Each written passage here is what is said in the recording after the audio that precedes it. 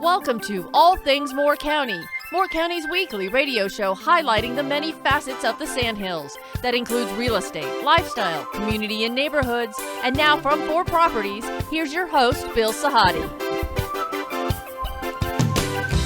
Good morning and welcome to the talk show, All Things Moore County. Dorothy, our first show of the year. Yes, it is. It's been a couple of, I'd say restful couple of weeks, but things have sort of quieted down just a little bit. Oh, that's good. But they're going to start picking up again, and we're going to start the year. We want to, it's no small coincidence that earlier this week we had our first snow squall. Yes. After, I think it was like 77 degrees last Saturday. Yes, and then it went down to freezing like 2 days later. 2 days later, we're bundled up and looking like Eskimos. Yeah. And did you happen to see the terrible traffic tie-ups in Northern Virginia? I did not, but I heard about them. Cars were stranded for 24 hours on 95. What a mess. They got hit with 14 inches of rain, and the Department of Transportation up there said they purposely did not put down any liquid to prevent melt or to entice melting, because the weather forecast said it was going to pour rain first and then it was going to snow, so that the rain would have washed away all the chemicals they put on the ground. Right. Makes sense, but what happened was disastrous. Okay. It was a no-win situation. Yeah. So we've had a very mild winter. Yeah, so far. But make sure you knock on some wood. Yeah. Let's not jinx us. My guest that's here today, his phone probably rang off the hook earlier in the week because of the cold and the snow.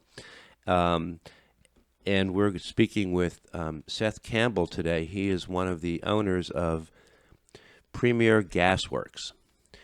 Now, his list of to-do things, what he does, he's a gas log specialist. He works with fireplaces of all types, propane tanks, gas heaters.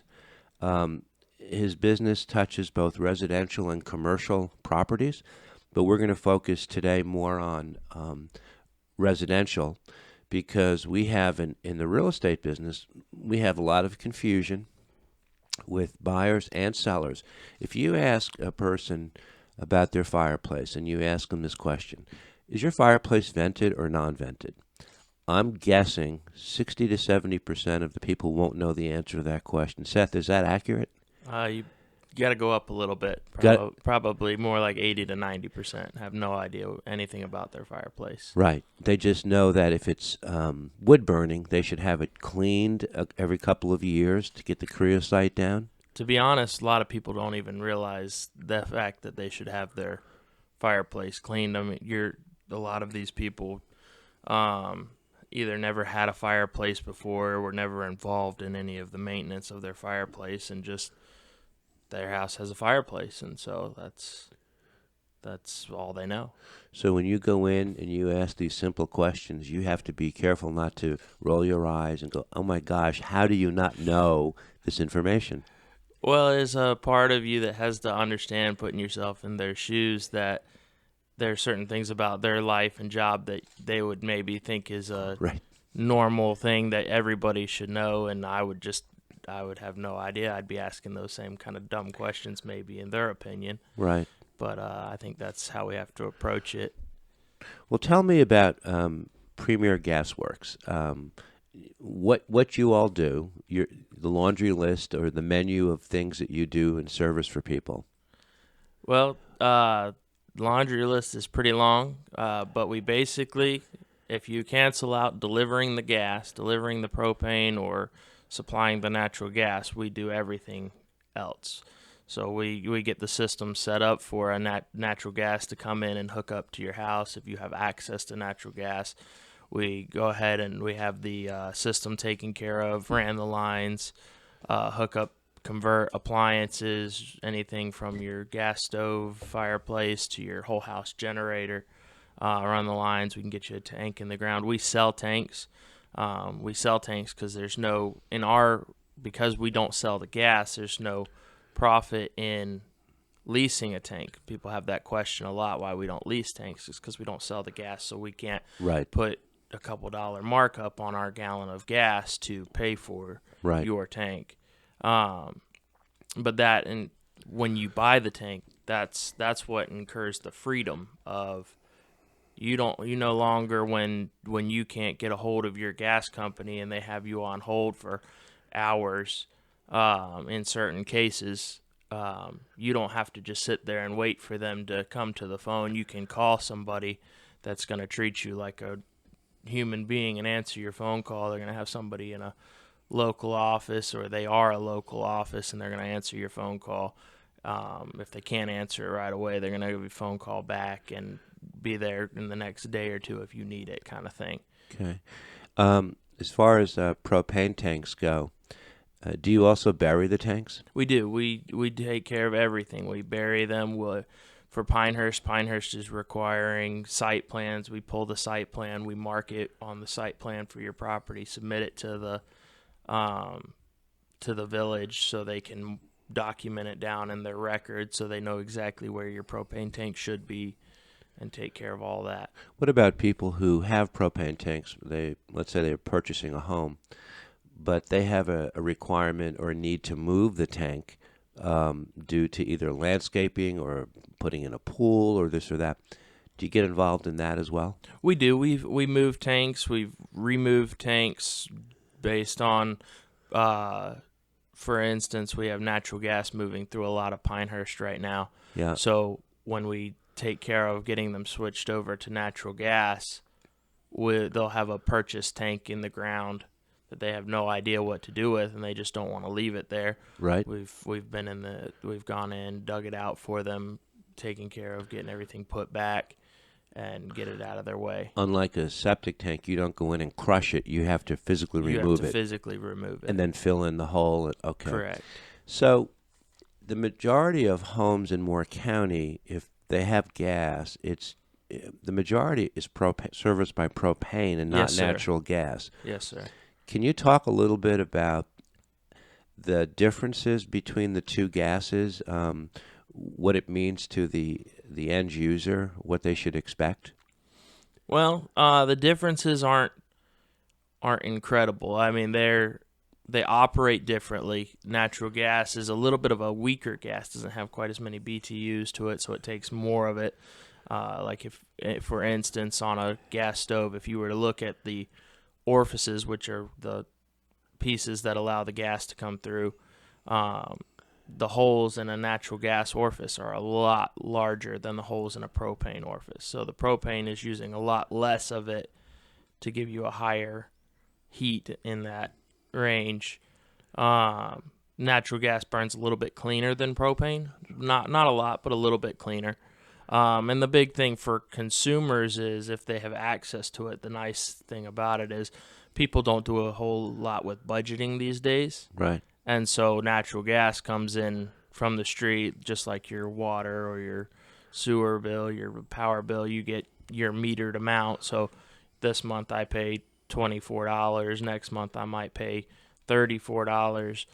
But on a propane scale, we're using this propane tank up until the truck comes around to fill us. And so maybe we have a company that's really on top of our route, and maybe we don't have to pay much more than that per fill up. But typically you're going to find yourself paying a couple $100 at a time because Right. the tank's down low, and then they fill it up 100, 200 gallons. Top it up. And, Top it off. the price per gallon, maybe Yeah. $2.50, $3 a gallon, and you find yourself with a $400 bill. Isn't it true this year? I mean, there's been a spike in natural gas prices. Yeah, there is. From what I remember, there was something to do with a grant that had ended with the natural gas, the government that was funding the natural gas, and so they're spiked up in the price a little bit. And has that also been true for propane? I don't know that there was a grant for the propane that Right. ended, but propane's always pretty much followed the dollar amount of gasoline. Oh, okay. I didn't know that. Apart from if there's like a snowstorm or something coming up, some storm season, or where it's really cold, supply and demand, they tend to take advantage of that opportunity to raise those prices. Okay. Would the end user find any difference in cooking with propane versus natural gas? I don't think so. I mean, Right. there are certain people that have said, "Oh, natural gas is definitely better than Why do they say that? propane." I don't know if it's a combination of hearing things or maybe it's their experience. Maybe the way that I can't say that I've cooked enough on the two to be able to tell a difference. I've cooked on both, and I haven't been able to tell the difference. I've set up both. But in the end, I've heard along the lines of like pots and pans, the natural gas will, never affect them. But some people say propane has ruined their pots or pans. And I haven't. I cook on propane myself at my house. I don't have natural gas, and my pans are just fine. And Okay. my cooking experience has been great. So Okay. I couldn't tell you much of a difference past that. About a year and a half ago, I put in a Kohler whole house generator Yeah. on my home. A past guest on the show is Chris Rule Absolutely. from Premier. I'm sure you know Chris. Yeah, we do all of his gas hookups. There you go. So the first question he asked me was, do you have propane or do you have natural gas? I said natural gas. And because you have to have a different type of generator for natural gas than you do propane. Yeah, set up differently. Why is that? Because like I was saying before, on like a stove, the hole for the orifice is bigger. It's the same concept on a generator. There has to be a bigger hole. The regulator has to be set to a lower pressure, and the gas comes through at a lower rate. He said the natural gas was not as, I don't know if you used the word efficient. I think it's powerful. Powerful. Yeah. And that's the truth, isn't it? Yes. So the funny thing is, once I got the generator put in, it was after about 2 years of having a couple of storms where I just threw my hands up in the air, and I was so fed up with power outages, right? So now when we have a storm, I'm almost like hoping we get a temporary power outage just to see it work. And just to make you feel better about the purchase, I'm the same way. Yeah, but it's been we really have been okay. I mean, we have above ground wires, so we are more prone to brownouts or blackouts. But we haven't really had an incident or a situation where we've had a prolonged couple of days in a couple of years. Yeah, I think it was a big wake-up call a few years ago when we had those storms back to back and left people without power for upwards of a week in some spots and just flooded everywhere. Yep. I actually, during that storm, I had purchased what's called a dual fuel generator off of Amazon because everywhere else was sold out. And I had ordered it too late.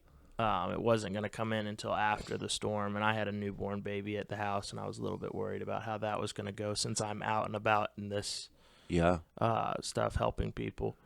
Didn't want to leave my wife and newborn baby stranded with no power. Anyways, I tracked it because that's a big thing now is tracking, and it was in a shipping facility in Durham the day the storm was supposed to hit when everybody was closing down early that day. Yeah.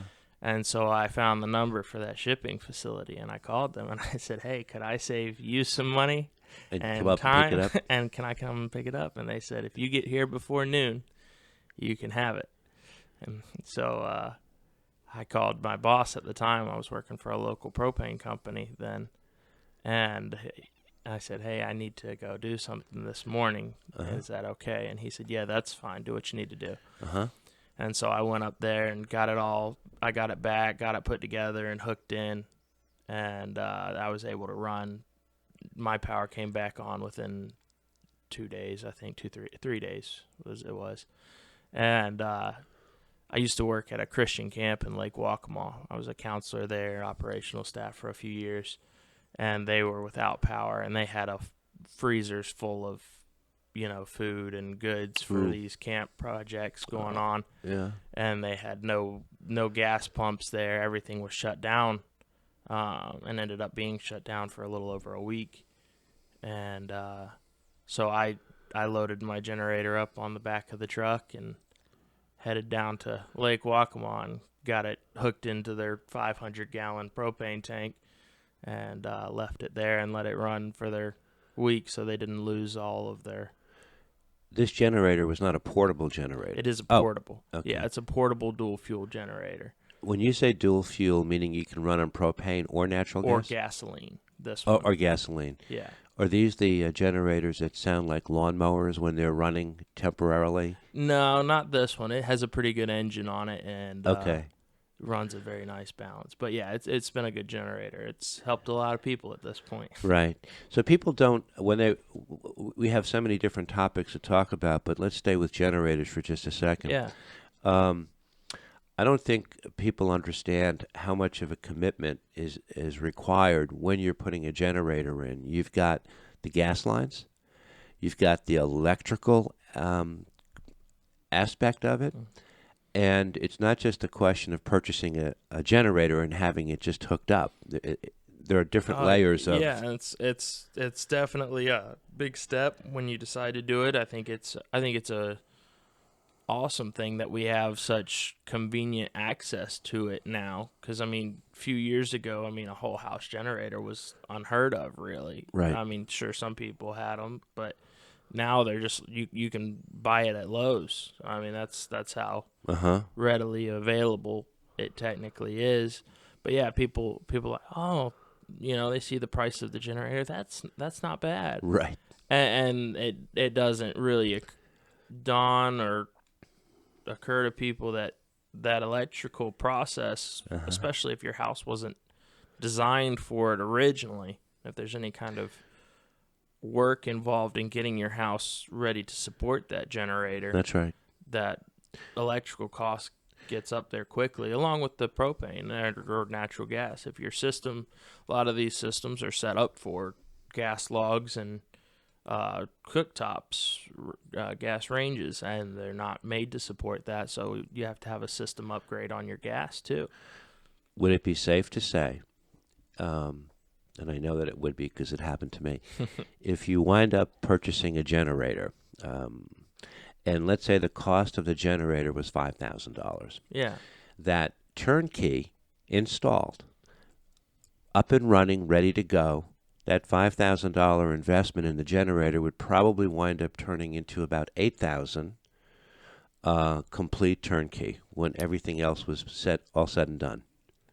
I'd say you could probably find yourself between $8,000 and $10,000. Okay, so it's more than I just said. Yeah. There's certain scenarios where you're talking about houses.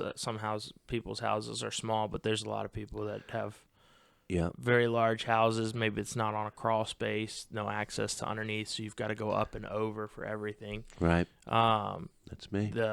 Your propane tank, maybe that's not up to size of what you need. If you only have a 120-gallon tank, it doesn't make sense to not upgrade your tank because you spent all this money to get a generator, but now you don't have any kind of runtime. Yeah, so you almost have to double the cost of the generator. Worst case scenario, to get it all hooked up. Okay, we're going to come back in the second set. Seth Campbell is our guest. He is the owner of Premier Gasworks. This is All Things Moore County. We'll be right back.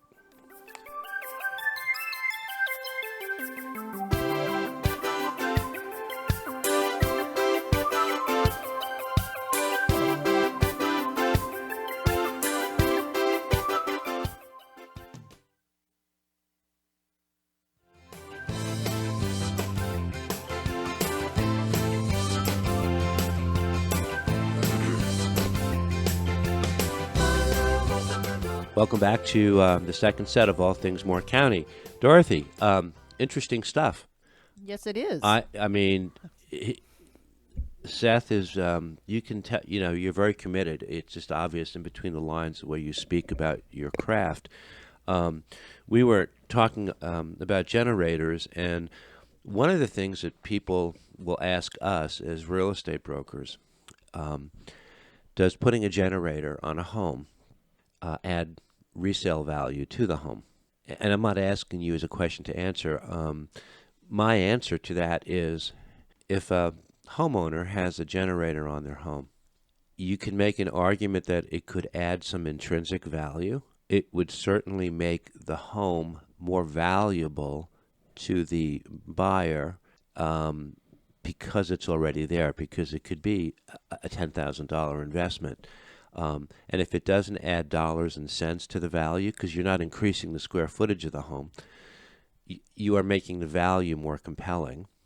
Yeah, I think if you look at especially our area, we have a lot of military turnover in here, and Yeah. the reason they come to this area versus staying elsewhere in nearby areas, they come here because it's safe. There's not. Good point. They don't have to worry about their family in gated communities, and the thing about it is they're gone, they're deployed, and they don't want to have to worry about their family. And so Right. when they're looking at a house and it has a generator or updated anything appliance wise, they're worried about the security of their family. So whether it adds technical value, because like you said, it doesn't add square footage or anything like that, it makes your Right. house more appealing to the Exactly. buyer. Exactly. The other thing that the presence of a generator does, that it communicates to me from the seller's point of view, is pride of ownership. That if a seller has gone to the extreme of putting a generator on a home, that's a good indication that they take care of the home, that it's, they're looking after it, so that you hopefully won't have a lot of surprises. And pride of ownership is something that is important. Absolutely. I bought my house with intention to resell it because I had been involved as I was growing up in some flips, just being hired labor and stuff like that. And so I had bought a foreclosure, and I was gonna flip it, and we had this plan when we got married. We were gonna not have kids for a certain amount of time. Just have houses. Yeah, no kids, not just necessarily. houses. Yeah, and I got rolling on the house, and things didn't turn out exactly how I planned it to work. But when I put stuff in, like my tankless water heater, it's a 9.1 Renai. It's a good water heater. And when I redid all the plumbing in my house and had someone redo all the electrical, I own this house. When someone buys a house, maybe a spec home, for instance, you have no idea what's been put in that house. They're putting up 20 of the same house, but if I go to sell my house, I'm to explain to them what all's in this house. I conditioned the crawl space, I did this, I did that, the redesign process, all that good stuff. But yeah, no, that's exactly what you're talking about, is the pride and the ownership. They're taking pride in what you have and taking care of it. Yeah. You mentioned tankless hot water heaters, and that's another indicator of a seller who has pride in the home, because you're going to have lower electric bills. Absolutely. If you have a tankless hot water heater versus a hot water heater where the electric is heating the water all day long, 24 hours a day. Exactly. And you actually free up a lot of space. You do. It's they're very nice. We've taken them tank water heaters out of closets and certain things in people's houses, and we put a tankless water heater in there, or maybe they move it to an outside wall of the house, get it out of the house completely. They go in crawl spaces as well, and they're so nice to give people back their space. We were talking to someone the other day about a remodel, and they're like, this tank is in our laundry room and it just takes up so much space, and right. we'll really need to maybe build a room on the outside to put it. And we introduced them to the idea of a tankless water heater and showed them just how small it was. And they said, yeah, that would be awesome. And that's... And the reduction in electric bills is significant. Right. The efficiency and all of its running is because it doesn't turn on until you turn on that That's right. hot water faucet. That's right. But you have continuous hot water. Yeah, and then it runs until you turn off that hot water. That's right. Any differences between putting in a tankless hot water heater, whether the owner has propane or natural gas? No, again, that just comes down to the tankless is a on demand, so it sucks up a lot of gas at one time to get that water to the temperature you need it. And so you have to have what's called a 2-pound system. Otherwise, the tankless has to be right next to where the gas is coming in, a 3/4 feed on that. So just possible system upgrade on it one way or the other, natural or propane. Okay. Earlier in the show, we talked a little bit about propane tanks, installing them. People are surprised at the cost of what it costs to purchase a tank and to bury it. Yeah. It's a little bit more than most people are, because even with new construction homes, many builders will not put the propane tank in. That becomes that falls on the shoulders of the new homeowner. And it, can you give us a parameter? Yeah. So what you're saying is correct. There are certain builders who do make sure they take care of the propane tank and getting it filled up for the homeowner, but there are certain ones that say, we've provided the stove and the logs and the fireplace or whatever appliances they did, and they said, the tank is up to the homeowner. They can choose to buy it or lease it. So tanks are expensive, and with steel prices going up and everything, the tanks have continued to rise over the last 6 months or so. They've really just kind of spiked in price due to labor and everything else being hard to find. And they are, it's one of those things that'll give you a sticker shock. It's just, whoa, I didn't expect that. And there are some people that have set aside the money for it, and some people that are just like, well, I can't handle that right now. And either ways, there's perks to each option. Leasing a tank, you'll get in, you'll pay the delivery fee, the burial fee, the price for the what's called an anode bag and all that other good stuff. And then you'll pay your lease every year. And the only thing that locks you into is now you are that company's customer. Right. Whatever price they need to or are charging for their gas, and however long it takes them to get to your house, that is what you have to wait for. One of the biggest questions we get from people all the time, if they have a tank, leased tank, or even if they own the tank, the differences in propane prices from company to company. Do they vary that much? They do. Why? Certain it's a commodity. Yeah, certain companies have different styles of how they do that. There's some companies that if they own the tank and if you own the tank, the price is going to be the best price that they're going to give one way or the other. And then there's the companies, and I don't want to mention names because I don't want to drag anybody through the mud there. But there's companies that will be charging $5 a gallon right now for their gas because it's cold, right?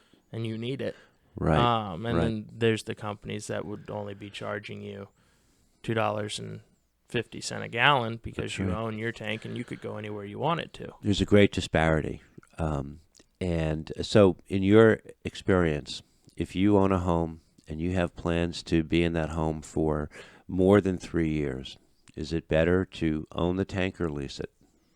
I would own it myself because that gives me the freedom.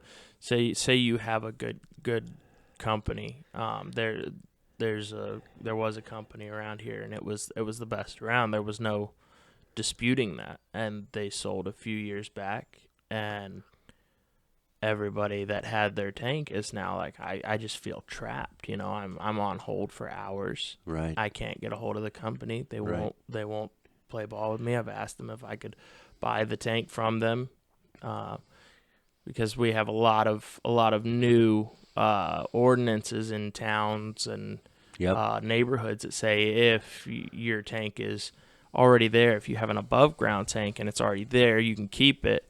But if that tank gets moved or replaced, it has to go underground. And so they're like, we don't want to venture into all that since we already have it. We'd just like to buy it. So in that company, knowing they have the only option of keeping their property the same, they can charge essentially whatever they want to for the gas. I agree with you. I think it's better to own the tank than lease it, and it also makes things a lot simpler when you're going to go to sell the home. Absolutely. For the buyer. We're going to come back in the third set. We're speaking with Seth Campbell from Premier Gasworks. This is All Things Moore County.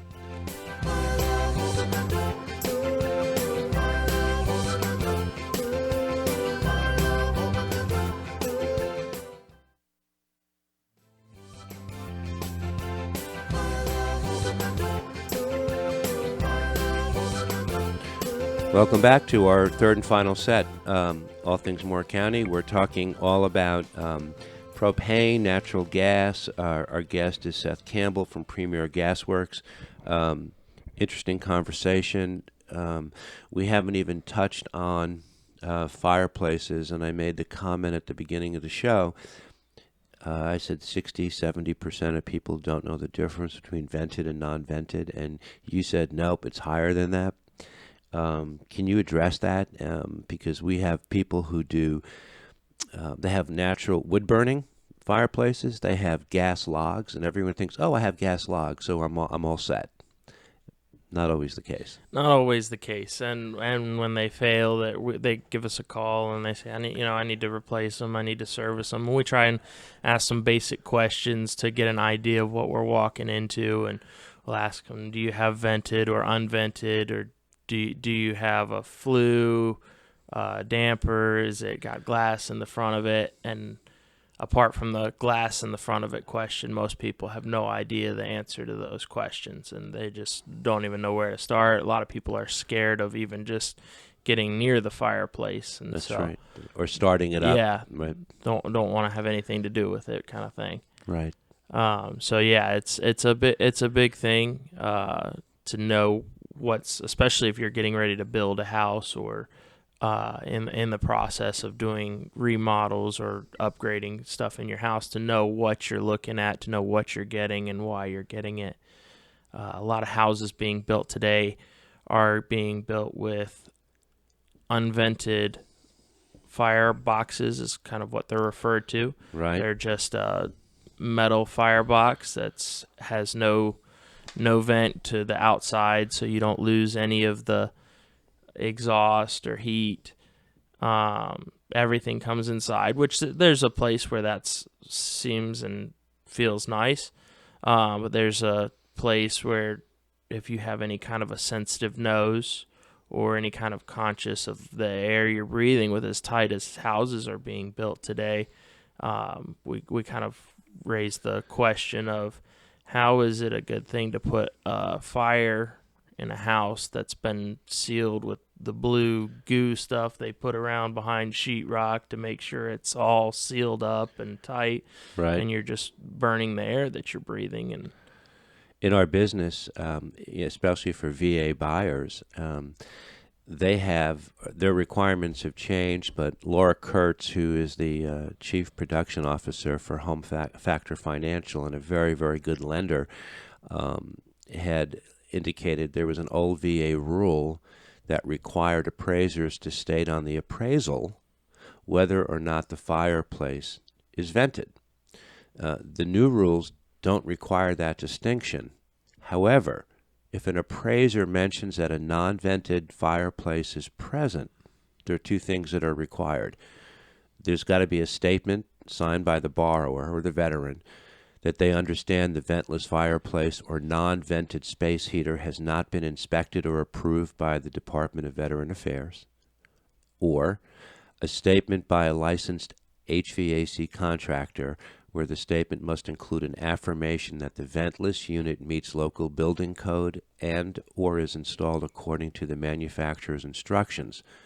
And they have to, the contractor has to certify that the ventless unit has an oxygen depletion sensor installed.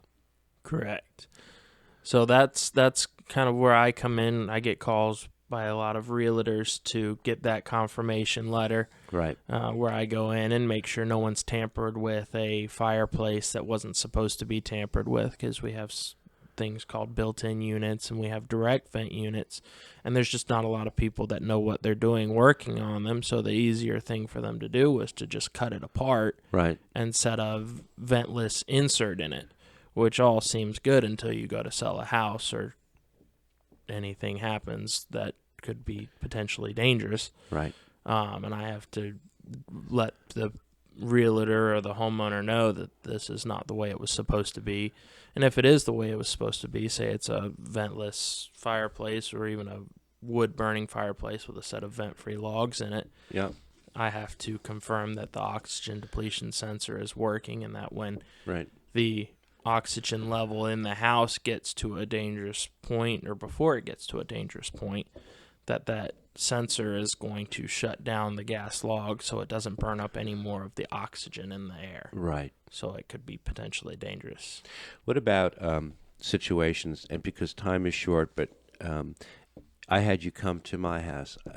I have an older home on a slab, and my complaint was that I have a beautiful fire, nice logs, but it's not warming the room up. And have you seen my situation often? We do see your situation often, and a lot of times in your situation with the older home, it has fireplaces that have been condemned. They don't have flues in the chimney, and they're no longer suitable for anything to burn in there apart from a ventless, and it's Right. not always a great option. Sometimes it works for people, but it's not always a great option, and we have something called direct vent inserts, and we use a company called Cozy Heat. And that's what you're going to do in my fireplace. Yes, sir. So can you explain the process of what is going to be done so I will get more heat in the room? Absolutely. So what's going to happen is we're going to get up on top of the roof, and we're going to put pipes down your chimney, 2-3 inch pipes, one's for fresh air and one's to take the exhaust back out. And they're going to connect to the top of your insert that's going to slide in your fireplace. Right.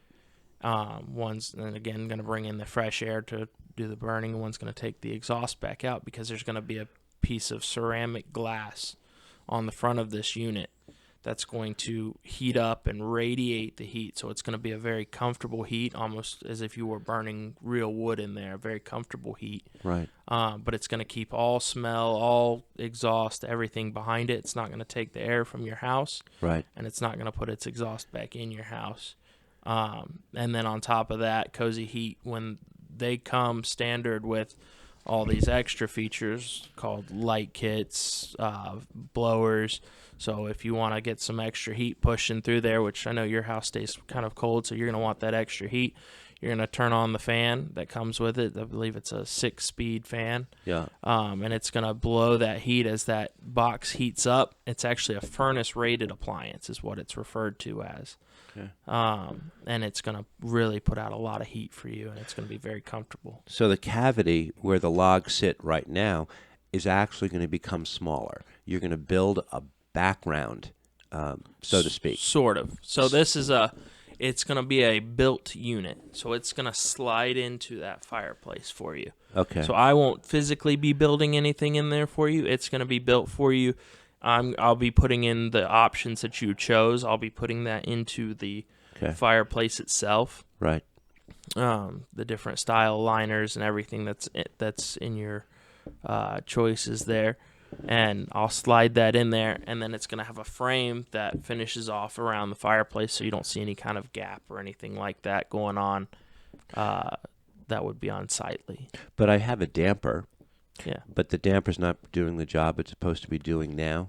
Yeah, so the damper right now is going to be completely opened at this point, because I'll have to slide the pipes through it. Right now, it's shut, and it's just not, because of the design of the fireplace, it's just not pushing the heat out like it would, say, if it was a box designed for... It's letting the heat escape up the chimney. Correct.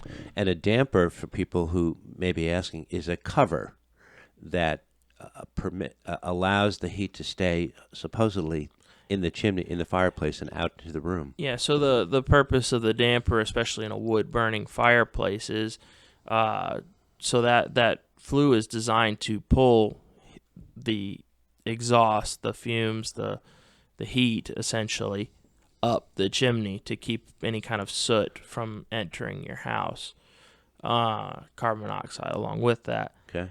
And when it's closed, it's intended to seal it off so that you don't lose any heat, because essentially you don't always have a fireplace burning. Right. So when it's cold outside and you don't want your heat being pulled up the flue just from your HVAC system, you could close your damper. Well, in this case, you have some ventless logs in there, and the damper's not really sealing it up very well, and the design of the fireplace itself is actually not letting a lot of that heat out from those logs. Okay. So that's going to actually bring the heat forward for you when we put this in, because that glass will be in front of that, radiating that heat and blowing the heat out past it. Do you do work on fireplaces that are wood burning or strictly gas generated? We don't do work like we don't clean chimneys. We're not sweeps. We don't have the But you do damper replacements. I don't replace the dampers in them. I have a guy that I send them to, or send them to, like Bernie Hardware, for instance. Yep. They do a lot with dampers, and if you need something welded, because a lot of times if your damper's not there in a wood burning fireplace, it was more than likely broken at some point, and I just don't have the ability to fix that for you. But they have the technology and ability down there to get it set up for you the way it needs to be. Okay. You have a partner, Jeremy Lauder. Yes, sir. Who I guess you have another company, Premier Plumbing. Yes. So you guys work in tandem sometimes when it comes We to... do, especially with like tankless water heaters. So tankless water heaters is one of those things that takes several different parts. You have an electrician involved, you have the gas man involved, and you have the plumber involved. Right. So the only thing that either if say for instance you have an electrician that you really like to use and you want to get him involved, that's fine, that's completely up to you. But we also have some electricians that we use and partner with to come take care of that, so we can in and out in a matter of a couple of hours tops for you, versus waiting. All right, well, today I got the tankless, tomorrow the gas guy might come, or the plumber might come, and so we just try to make the processes as smooth as possible for you. You also have your sister, Caitlin, who, by the way, she's very complimentary of you. She said, people don't understand how can I work with my brother, but he's really so great to work with. She handles the inquiries, the orders, I guess, at the headquarters. Yeah, so Caitlin has been an awesome addition to our team. I mean, it's at a point where we don't want to do it without her, kind of thing. That's right. She's take charge. She has taken charge of what she does. She's put in the extra time and the research to understand these products and know what she's talking about, so that she can help you with what you want, find what you need and what you want. I'll vouch for that. I spoke to her yesterday. And very pleasant about doing it. We've had people call in and they were frustrated, they were upset, and they were that way when she answered the phone. And by the end of the call, they're back to down to earth a little bit, and they're like, I just want to thank you. You're the nicest person I've talked to all day. Right. Well, Caitlin can be reached at 910-673-5294. You can also go onto your website, which is premiergasworks.com, Premier